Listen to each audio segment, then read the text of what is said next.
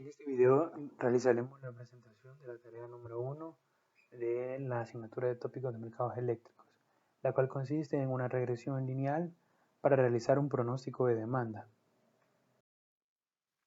Comenzaremos definiendo el término de elasticidad. El concepto de elasticidad es un término utilizado en microeconomía para cuantificar la variación que puede ser positiva o negativa experimentada por una variable cuando existe un cambio en otra.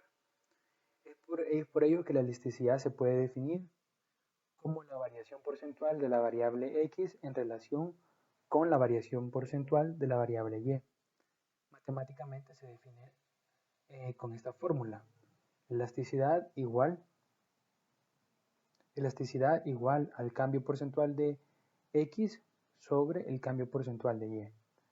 ¿Por qué puede ser positivo o negativo? Un valor positivo de elasticidad quiere decir que ambas variables tienen un comportamiento directamente proporcional. O sea, a medida una crece, la otra también. En una elasticidad negativa se tiene el caso que una variable se comporta inversamente proporcional a la otra. Cuando se habla de elasticidad, se pueden calcular varios tipos de elasticidades. El concepto más utilizado en microeconomía es elasticidad precio de la demanda, que nos dice cómo varía la cantidad demandada de un bien porcentualmente con respecto a una variación en el precio de este bien, una variación porcentual en este bien. Y matemáticamente se define de la siguiente forma, ¿verdad? Exactamente como habíamos visto en la diapositiva anterior. Trabajando un poco, matemáticamente, pues el cambio porcentual puede expresarse como un delta Q sobre Q y como un delta P sobre P. Agrupando los términos, ¿verdad? Agrupando las variaciones, los delta, ¿verdad? Con las variables P y Q. Acá haciendo otra agrupación matemática, agrupando todo lo que es de Q, ¿verdad? Tenemos delta Q sobre Q por P sobre delta P.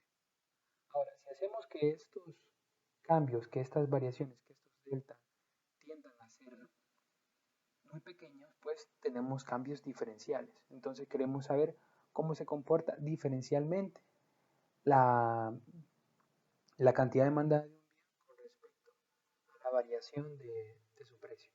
Una variación muy pequeña de su precio. Bueno, si ustedes observan acá, esto es exactamente la derivada del logaritmo de Q. Recuerden que al derivar el logaritmo de Q tenemos la derivada de Q sobre Q, ¿verdad? Exactamente. Entonces lo podemos sustituir acá. De igual forma, esto es P sobre la derivada de P, ¿verdad? Eso es 1 sobre la derivada del logaritmo de P. Entonces, lo que quiere decir esta expresión de acá es que la elasticidad se puede expresar como el cociente de las derivadas de los logaritmos. En este caso, el cociente de la derivada del logaritmo natural o logaritmo de Q con respecto a la derivada del logaritmo de P. ¿Verdad? Algunas propiedades que cumplen la elasticidad son que es una cantidad dimensional. Esto cumple para todas las elasticidades, y la ventaja de hacer esto es que se puede comparar la elasticidad de distintos bienes, ya que como es una cantidad dimensional, se puede comparar la elasticidad del, por ejemplo, el precio de los carros, el precio de las baterías de litio, el precio de, de cualquier bien prácticamente, de la energía eléctrica.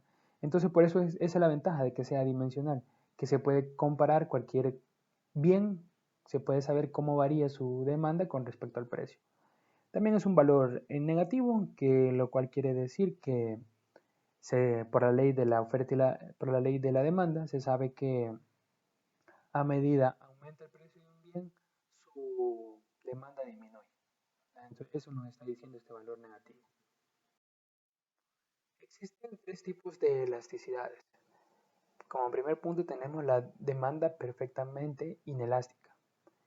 En este caso pues tenemos un valor de elasticidad igual a 0, que indica que ante cualquier variación del precio, la cantidad demandada de este bien no sufre ningún cambio. Acá se puede tener los bienes que son, acá se tienen de hecho los bienes que no tienen un bien sustituto. Por ejemplo, la insulina. La insulina es una medicina que no tiene un sustituto como tal en el mercado. Por lo tanto, aunque varíe el precio de la insulina, las personas lo van a siempre necesitar y por lo tanto su demanda se va a mantener constante ante variaciones de precio. Acá hablamos de una elasticidad perfectamente inelástica. Luego tenemos demanda inelástica, ¿verdad? Que en este caso la elasticidad está entre 0 y 1 y lo que nos indica es que al haber una variación del precio, la demanda se ve afectada, pero de manera muy poco significativa. ¿Verdad? Eso quiere decir que si cambia el precio, la demanda sí se afecta, pero no en grandes cantidades. Luego tenemos la demanda elástica. Esta demanda tiene un coeficiente de elasticidad mayor que 1. Y aquí nos está diciendo que ante variaciones pequeñas del precio, la demanda de este bien se ve bastante afectada. Acá tenemos bienes, por ejemplo, aquí están los bienes que tienen muchos o algunos bienes sustitutos.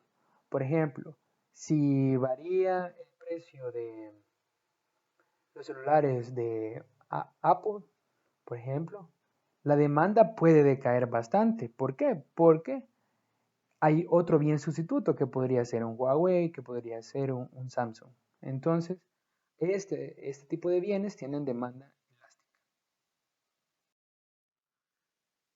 Analicemos cómo se comporta la elasticidad de la energía eléctrica, de la demanda de energía eléctrica. Para ello, hemos puesto un ejemplo de una curva de demanda de energía eléctrica en el mes de octubre de 2018 entre las horas de 4 a 5 am. ¿Qué se tiene acá? Es la curva de oferta-demanda de esa hora. Perdón, la curva de demanda de esa hora. Tenemos lo siguiente. Tenemos el precio de energía, la cual si ustedes observan, en este caso varió desde casi $45 hasta los 70, pero vamos a ver qué pasó con su demanda. Pues la demanda se mantuvo prácticamente igual.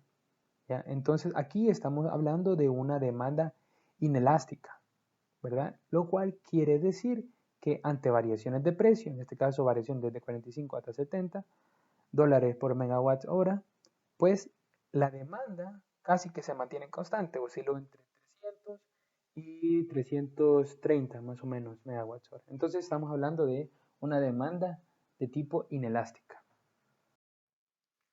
Ahora que ya entendemos cómo se clasifican los distintos tipos de elasticidades, pues hablemos un poco de cómo se aplica esto al método de regresión lineal. Supongamos que tenemos una curva y que es diferenciable.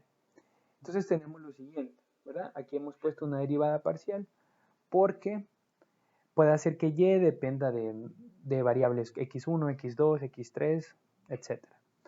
Entonces, hemos puesto la derivada parcial de y con respecto a la derivada parcial del logaritmo de y sobre la derivada parcial del logaritmo de x. Sabemos que esto es exactamente la definición de sensibilidad o elasticidad.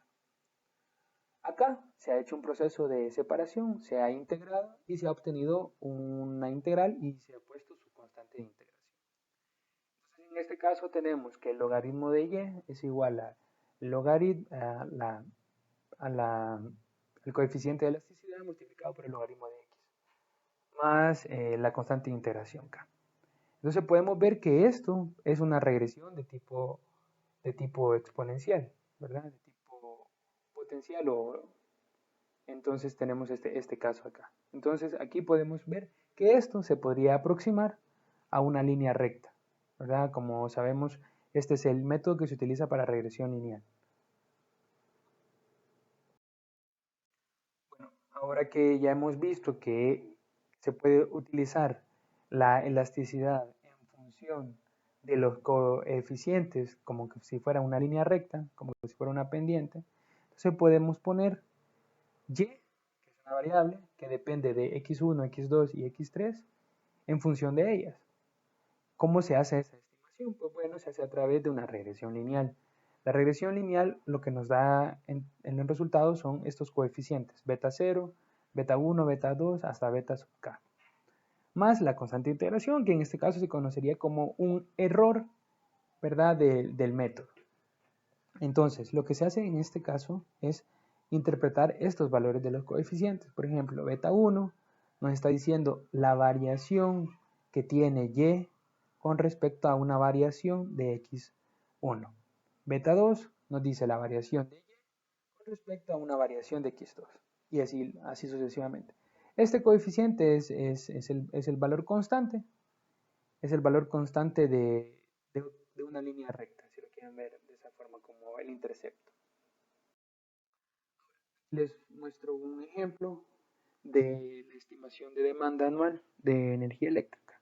Lo que se ha hecho acá es tratar de predecir el consumo residencial de un año, ¿verdad?, en función de unas variables explicativas del modelo. En este caso, las variables explicativas son el costo residencial del año anterior. Se ha tomado el número de participantes de mercados residenciales. Se ha tomado también el Producto Interno Bruto del país, el crecimiento económico, y se ha tomado el número de abonados o el número de clientes que se tienen en el sector residencial. El resultado del modelo fue el siguiente, ¿verdad? Esta es la constante, el intercepto del modelo, ¿verdad? Lo que nos quiere decir el valor que toma el consumo si las otras variables son cero, ¿verdad?, en este caso. Ahora, lo que nos interesa son los coeficientes, ¿sí? Los coeficientes nos están indicando qué tanta es la sensibilidad o qué tanta es la elasticidad del consumo residencial en función del consumo residencial anterior. Por ejemplo, este caso es el mayor coeficiente, si ustedes observan, que es de 0.675. Entonces, al ser el mayor coeficiente de todos, nos está diciendo que esta variable es la que está determinando el modelo, o sea, es la que tiene una mayor sensibilidad, la que afecta más directamente al consumo residencial, que en este caso es el consumo residencial anterior. El valor positivo nos quiere decir que el consumo residencial, ¿verdad?, si el consumo residencial anterior aumenta, el consumo residencial actual o estimado va a aumentar también. Luego tenemos el número de participantes de mercado, ¿verdad? Aquí tenemos un coeficiente negativo, lo cual nos quiere decir que si aumenta los participantes residenciales, ¿verdad?, las distribuidoras, pues la demanda tiende a disminuye. ¿Por qué? Porque pues hay mayores números de distribuidoras y por lo tanto el consumo residencial cada uno disminuye. Luego tenemos el Producto Interno Bruto, que es la economía del país. Entonces acá tenemos un coeficiente de 0.261 y al ser positivo lo que nos está diciendo es que al aumentar el Producto Interno Bruto de un país va a aumentar el consumo residencial, algo que va de la mano, ¿verdad? Luego tenemos el número de clientes, igual un número positivo. ¿Por qué? Porque al aumentar el número de clientes observaríamos que el consumo residencial también aumenta. Esto es lo que nos arroja el resultado estadístico de todo, son los coeficientes, ¿verdad? Y otra cosa importante es el R cuadrado, que es el coeficiente de correlación lineal en este modelo. Luego, teniendo el modelo, se han realizado tres estimaciones diferentes, ¿verdad? Acá tenemos tres proyecciones, que son esos datos que están, estas líneas que están acá. Tenemos una proyección pesimista, una proyección base y una proyección optimista, un escenario optimista. Lo que varía en cada uno de ellos es que se ha tomado un crecimiento económico mayor. Obviamente, al tener un crecimiento económico mayor, eso es optimista, ¿verdad? Eso es una condición favorable para el país, entonces por eso se le ha llamado escenario optimista, ¿verdad? En este caso tenemos el peor o un pesimista, un crecimiento económico pesimista y por lo tanto ha bajado el consumo residencial. Ahora, lo que quiero que observen es que estos datos que están en azul son los datos que se han utilizado para hacer la regresión. Y esos datos que están acá son los que han sido estimados a través de ella. Entonces aquí estamos comparando tres modelos diferentes. Básicamente esto es lo que van a realizar ustedes. Van a comparar tres modelos diferentes de regresión lineal, ¿sí? Considerando variables explicativas, ¿verdad? Entonces, básicamente eso es lo que van a hacer. Igual les adjunto un documento donde se explica y se detalla y se dan los datos que van a ser utilizados.